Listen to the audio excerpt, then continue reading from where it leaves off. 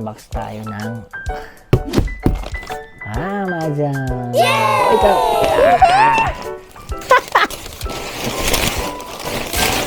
Top secret. What is that? Hey guys, so testing nyo na ba to? Hi guys, samahan niyo po pala kami sa simpleng buhay namin sa Japan. This is Airi, and this is Akira, and this is Mami Lita, and this is me, mga Kulis Vlog. Let's go! Hi guys, sa pagpalang araw sa inyo. Today it's Saturday. At pumasok nga pala si Mami Lita. At si Ate Akira naman ay natulog doon kila nanay. So, mag 11:30 na po ng gabi, no? Yan. At bukas may pasok tayo Sunday. Sa ngayon, kami dalawa lang ang tao ni Bunsong Aira dito sa bahay. Dahil nga, today is mag-unbox tayo ng Amazon. Itong mga laman na ito, sa tingin ko guys, ang sabi niya sa akin ni Mami Lita ay para kay Bunsong Aira ito. Sa mga sa pang-school niya, no, sa darating na pasukan, no. So open natin at titingnan natin kung anong mga laman nito. Pera? Opo, mga gamit to, gamit. So unahin na natin yung pinakamaliit. Tabi muna natin tong dalawa. Bababa ko muna to. Uy. Ayan muna, unahin natin kung ano yan. Ay. Sige, open mo. What is that? Opo, ikaw. Ay. Yan lang. Meron pa.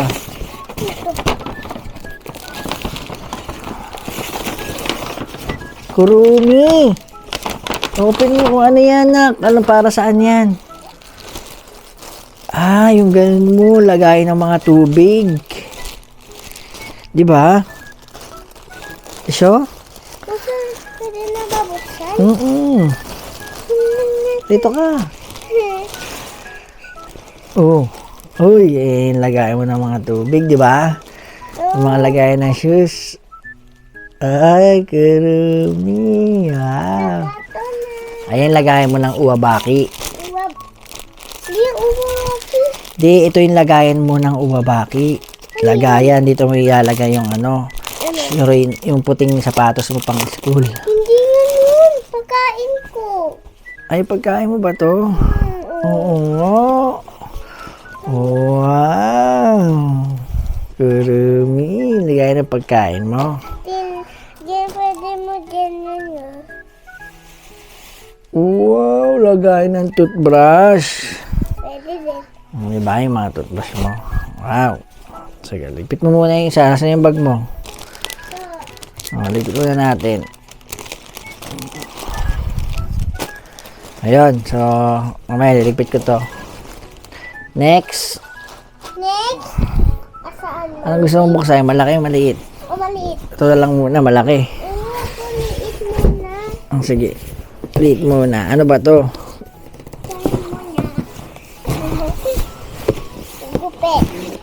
So, next tayo guys, no? Pero sabi ni Mami Lita guys, kulang pa daw to, no? Meron pa tayong darating na mga gamit para kay Bunso. Puro Amazon na lang kasi guys, kasi pumunta pa kami sa isang mall tapos maghanap-hanap doon. Sa Amazon kasi online ay makakapili ka pa ng magaganda. At medyo may mura kaysa sa mall, no?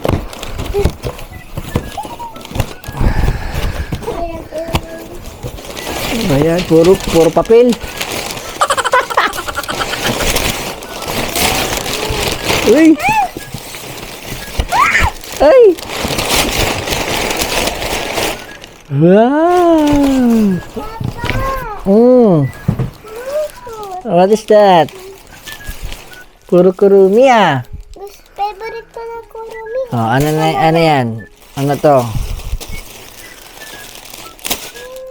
Cute nito. Ito yung lagay ng uwabaki. Uwabaki. Yun. Ito guys, yung lagayan ng kanilang mga uwabaki o yung puting sapatos pang school, no? Wait lang, papakita natin yan lahat. So, tabi ko na to. Maganda? Upo ka lang kasi dito. Excited ka masyado sa mga ano mo.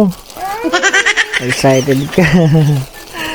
Excited ang bunsang Aikang ko. Mag-grade 1 na siya, no? So, magaganda yung gamit niya. Binili na kayo ng mami. So, meron tayong lagayan ng... Ito muna. Sige, open mo na yan. Ano ba yung ano mo? Sige, open mo yan. Wow! Tingnan mo, nasa ano pa rin to. Ano yan?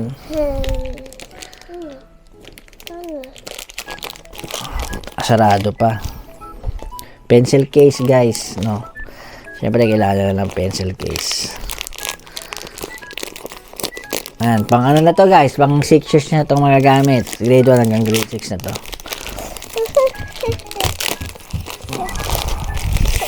Wow, ang ganda naman ng yung ano. Wow. Yan yung pandikit para hindi magasgasan. Mamaya ilalagay ulit natin yan. O, pakita mo sa kanila yung ano, pencil case. Wow. Gusto ko buksan. O, sige, buksan mo. Open. O, yun. So, yan yung loob niya, guys. Yan, gaya ng mga pencil, may mga pantasa. O, muna tanggalin yan. Diyan mo lang yan. Hindi mo naman lalagyan ng pencil yan, eh. Yan. Yan, ganyan mo lang. Ang ganda, oh. Oh. Oh. Pencil case. Lagay mo dito pa. Ay. Kinis ko. Ano mo nga ba? Magasgasan, eh. Wala. Ito yung lagay mo ng mga gamit, di ba? Dito mo lalagay. Itong bag to guys na hand carry. Lagay ng mga, yun nga, sapatos, baon, or ano-ano man yung iuwi nila tuwing Friday. Kapag tapos ng klase kasi inuuwi yung mga gamit. Ito yung lagayan niya. Wow! What is that? Hindi na sinatata niya. Panyo. Ano panyo? Ano, panlatag sa pangkain. Di ba meron ka nito dun sa ano mo, Yotchen, sa kinder? Yun. So, Tapos ito naman. malaki. Ano to? Hulaan mo. Yung bag. Ha? Yung bag. Yung gabaya sa ate. Ano yan? Laki. Ang laki ah. Kasyang-kasya ka. Ako na, dahan-dahan lang. Dahan-dahan lang. Ay. Ito muna Ay. Hop. Hop. Hop, secret. What is that? Mahulog ka dyan, no? What is that? Hop. May box pa ulit, guys. Box na binax pa. Ako nang papakita. Yukri.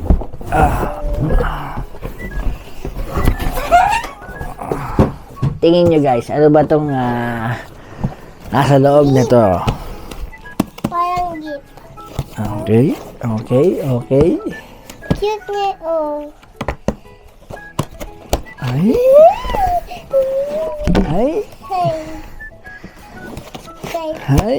Hey. ay. Ay, Ay! what is that? Bigat. Game na kayo? Ay! Ay! Ay!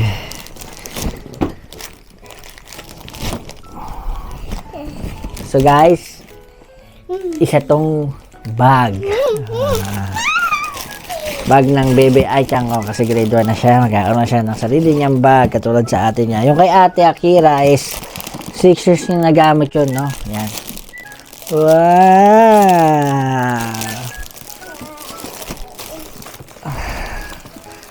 Siyempre may harang pa yan. Hindi mo pa alisin. Ayun, no, makikita mo.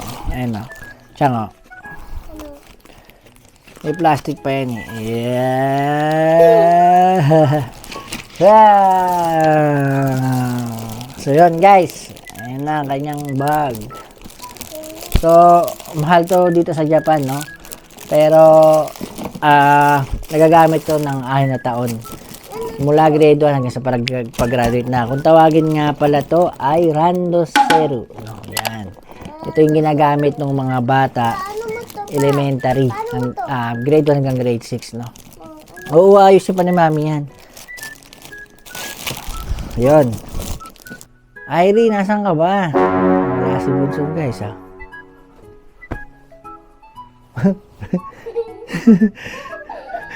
Tiyago. Kasya-kasya ka sa karta ng bag mo. Wala kang magawa, Wala kang magawa. Ikaw, So, yun guys. At nabuksan na natin yung mga gamit ni Bunsong Irie. At ang Randoseru bag nga pala guys ay parang sturdy shape na box, no, na ginagamit ng mga Dutch military. Ngayon, ipinakilala sa Japan noong 1885, no, pero sumikat siya sa Japan noong 1887. So hanggang grade 1 hanggang grade 6 na ito nagagamit dahil matibay na nga ito at sobrang tibay na ito guys, na nasubukan naman namin ni Mami Lita kung gaano ito katibay. At yun nga, natapon na lang namin dahil sa sobrang kalumaan na. Kahit sayang, pero kasi wala naman nang gagamit, no? So, 2,000 color nga pala yung mga Randoseru dito sa Japan. Ang dami guys, no? Pagpipilian, no? 2,000 color, no?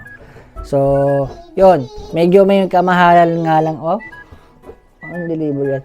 Medyo may kamahalan nga lang yung mga bag na ganyan. Lalo sa mga Aeon Mall or sa mga ibang tindahan dito sa Japan, no? Pero, huwag kayong mag-alala kahit na magkaroon naman kayo ng ganyan o bumili kayo is matibay na, no? Pang matagalan talaga. So, magagamit talaga siya ng kidos. So, yun, no? Meron pa daw, sabi ni Mami Lita, meron pang mga ibang darating. Kaso, hindi pa alam kung kailan. Baka bukas o sa Lunes. Tingnan muna natin, no? Yun. So, panibagong yugto na naman ng aming pagpupuyat ni Mami Lita dahil si Ate Akira ay junior high school na at si Bunsong Irie ay grade 1 na. So may delivery daw sa akin si Bunsong Irie. Ano ba yan? Ay.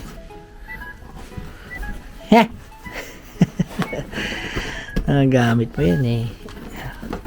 So may kulang pa daw yan, sabi ni Mami Chang. Meron pa daw mga darating. Tatanong natin mamaya pagdating ni Mami galing trabaho, no? Kay Ate Akira din guys, no, ay napakamahal din ng mga gamit na nabili natin, lalo na yung mga uniform niya, no?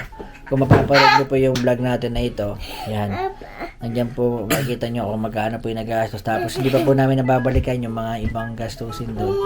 Meron pa po kaming balance na 4 na lapad o 40,000 yen para makuha natin yung kanyang suit o yung coat na panglamig. Kain tayo dyan. Papa, naingay na ko. Ikaw maingay. Hi guys, Sunday na ng umaga. At kakauwi lang ni Mami Lita na galing trabaho. At ito, magkakagka tayo ng gas. Uubusin na natin natitirang gas kasi hindi na masyado malamig. Pero paggabi is lumalamig pa, no? At meron dumating naman na deliver.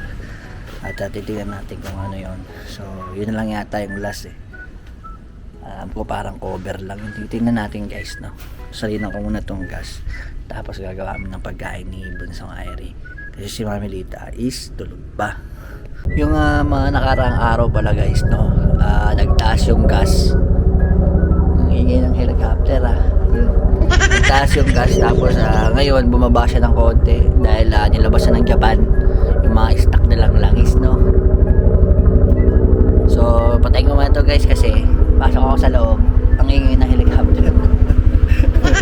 Gawa ako ng sardinas na may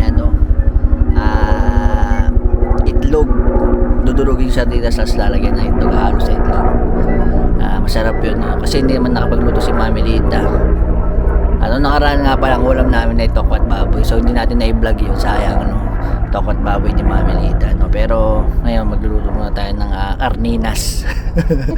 Dahil wala pa tayong luto serye today, no. At siya nga pala, today is may pasok tayo Sunday kasi nga 'di ba nung Wednesday ay absent tayo. Ipinalit natin tong linggo na ito. Change rest day, no. Para hindi tayo absent. So pasok ako ngayon, si Mami Lita naman ng bantay kay Bunsong Airy. So yung sardinas guys, no, ay ihiwalay natin sa sabaw, tapos lalagyan sa lalagyan, dudurugin ko, tapos babatihan natin ng itlog. Parang may naisip ako, lagyan ko pa ng patatas, no. Testingin natin. So magkasaing na rin ako kasi guys, tingin ko lang sa akin to, gutom na gutom ako. Hindi kakain si Airy, susubuan ko ng ano, gawa na ako ng laking misabaw, no. Muna ba na Pinoy style muna tayo guys, no, kasi alam nyo na, Sunday, i-break natin yung alaala sa Pilipinas, no. Kapag Sunday kasi doon, no, pag Sunday tumutugtog na yung mga Sunday's best, no.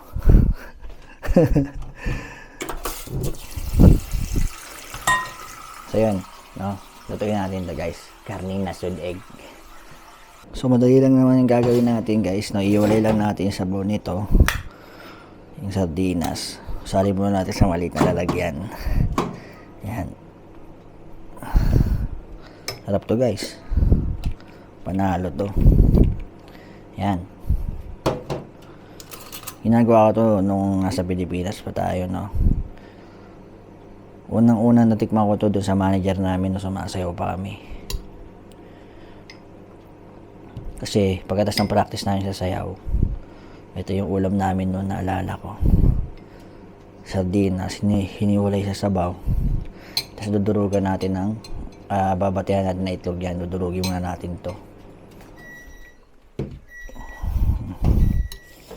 Durugin yan guys.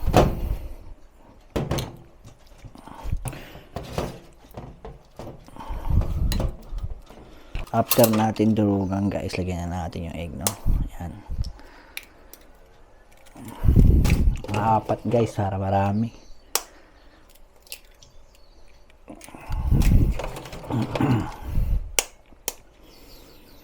Apat na egg. Uy, may sumamang puti guys. Ay, siyempre lalagyan natin ng yan guys, no. Lagyan pa natin ng magic sarap yan guys, bukod sa asin. Hindi, huwag na siguro ng asin. Yan guys, matihin lang yan guys. Tapos piprito, no? Lagyan natin ng paminta at magic sarap. Ito nyo guys, oh. Lagyan natin paminta guys. Siyempre, ang magic rapsa. Oh, bango guys. Okay guys, sa testing nyo na ba to? Yung mga kababayan ko nasa Amerika o sa Canada o saan man sulok ng mundong may nanonood sa akin, nagawa nyo na po ba to? Carninas with egg. So, prito na natin. At gaya nga ng sabi ko kanina guys, ay ilalagyan ko siya ng patatas, no. Invento ko lang to guys, no. Pero yung sardinas na may itlog na dinurog ay may mga gumagawa na rin sa Pilipinas niya, no. Kadalasan yan gumagawa niya yung mga nagpupuyat na mga tambay. Yan, nung tambay kami noon, yan ginagawa rin namin yan. Tambay pa sa Pinas. Tambay sa may kanto. Naalala ko pa nung kaambay kami guys, mga walang pera, manghihingi sa kanya-kanyang mga magulang, tapos bibili ng ulam, magluluto, makakain. Bawas, yung tropa ko hingi 5 piso, ako hingi 5 piso, share. Tapos bibili kami ng ng pagkain namin habang tambay kami. Tapos na-experience pa namin guys yung pagpag guys, kung alam niyo yung pagpag, yung mga pagkain tira-tira sa mga fast food, no? Tapos yung mga nakagatan lang. Alam ko napanood niya, may mga vlog na pagpag kung tawagin, no? Natikman namin yung guys, no? Madalas binibili namin, no, yung prito. Halagang 15 pesos guys, isang plastic na. Pero prito yun guys, no? Prito. Hindi kami bumibili ng may sabaw. Kasi sa prito, ayan, mas safe kasi nga naluto sa mantika. Na prito na maigi. Ayaw namin yung may adobo kaya yan, sabaw. So tara, lutuin natin tong Sardinas Express. No, start na natin to at nahiwa ko na rin yung patatas. So yan. Bigyan natin yung patatas. Yan, mekos-mekos lang yan guys, no? Tapos ilagay na natin to guys.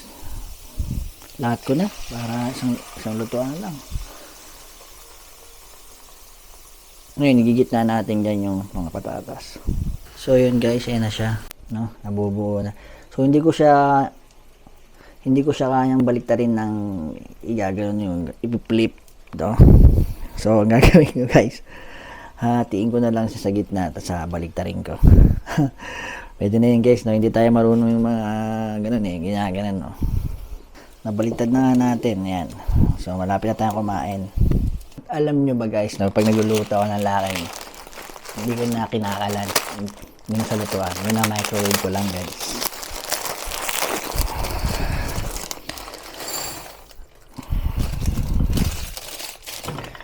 So ilalagay ko lang siya sa lalagyan, yan, kasama yung noodles. Tapos dito na rin ilalagay yung itong pampalasa niya, powder. So tapos after yan guys, lalagyan ko ng mainit na tubig. Yan, paglagay ko ng mainit na tubig guys, lalagay ko sa microwave. Ima-microwave ko na lang siya. At microwave lang. Pwede na.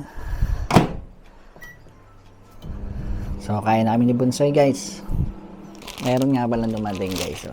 Tignan mo to. Open mo yan, dumating. Kain na tayo Higpit. Higpit yung ano yan eh. Ano ba to? So ito na yata yung last na darating.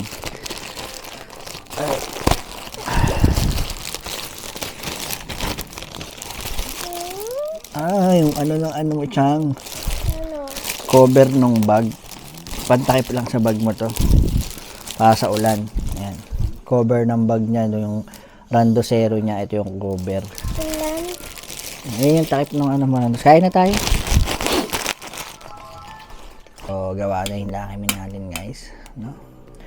Ayan. Nasabawan na yung kuling kay Bunsoy. At ito na yung ating ulam. No?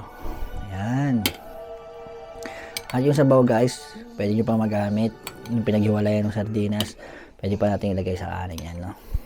So hanggang dito na lang muna yung vlog natin guys. Sa susunod na vlog natin ay baka i-practice natin si Bunso dun sa lalakaran niya, sa bagong paaralan niya. Grade 1 na kasi siya, kailangan niyang practicein yung paglakad pa uwi. Pasensya na po muna kayo dito sa aking vlog kung wala pa tayong pasyal o shopping vlog. Next time na lang, yan, arigato.